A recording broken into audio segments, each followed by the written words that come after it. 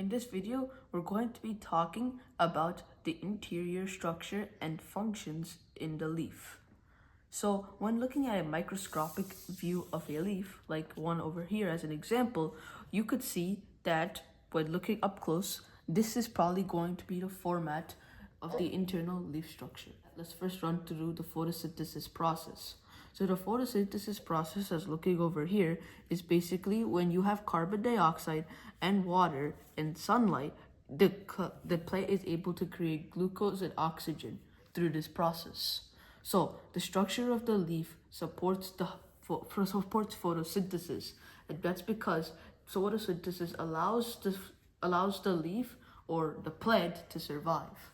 It allows them to make energy and breathe, hence making them survive. So let's now move through the structure of the leaf. So the first part of the leaf is called the cuticle, also known as the waxy cuticle. The orange part over here is called the waxy cuticle, also simply known as the cuticle. The waxy substance over the leaf allows so that water does not go into the leaf. It acts the way our skin does when also reacting to water.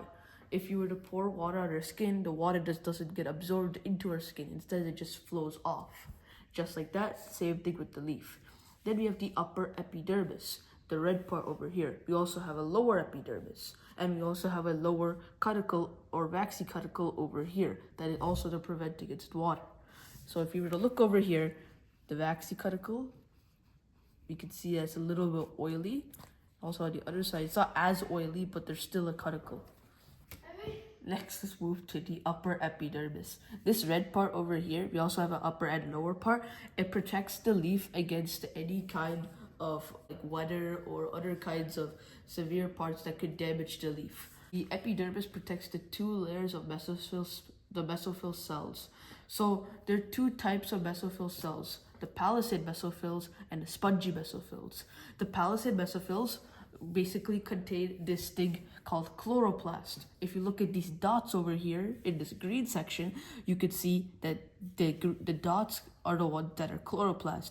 And you might also notice that these are tightly packed together. This is because chloroplast has to get a lot of sunlight for the plant to be able to create food. And to create food, it needs that sunlight, and so it's trying to get as much of it as possible. Hence, it's very packed. So this chloroplast contains a chemical called chlorophyll, which gives its pigment green, which gives its green color, as shown over here.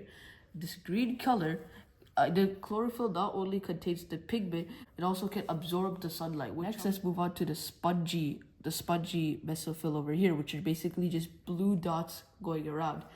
So these also have a similar purpose of the palisade mesophyll, but the thing is that the reason why they're so spread apart is because they have these empty spaces, and these empty spaces allow gas exchange between carbon dioxide, oxygen, and water vapor, which is also very important for the plant's hydration and survival. So next, after that, we talked about the lower epidermis, then the lower cuticle. But next, we have these little holes called the stomata. These tiny openings in the lower epidermis are called stomata, which allows the inhaling of carbon dioxide and the exhaling of oxygen. Hence, we're able to get that oxygen. It also allows transpiration, which is basically just water vapor being let out and into the atmosphere. Another process we learned in the water cycle. Lastly, we have the vascular bundle, which is basically this round part in the middle over here. So anything inside of the pink part is basically the vascular bundle. So just like so you could compare it to our human body thing. So you know how the human bodies have veins and arteries, so arteries have oxygenated blood, but veins have deoxygenated blood, and they're trying to transport it from the heart so the heart can transport it to the lungs so it can get oxygenated. So anyway, so basically in the vascular bundle, there are two different types of roots called the xylem and the phloem. Just like veins and arteries, the xylem transports water to different parts of the plant, and phloem transports glucose to different parts of the plant. So let's look at our photosynthesis thing over here. So xylem transports water, which is very important for the photosynthesis process.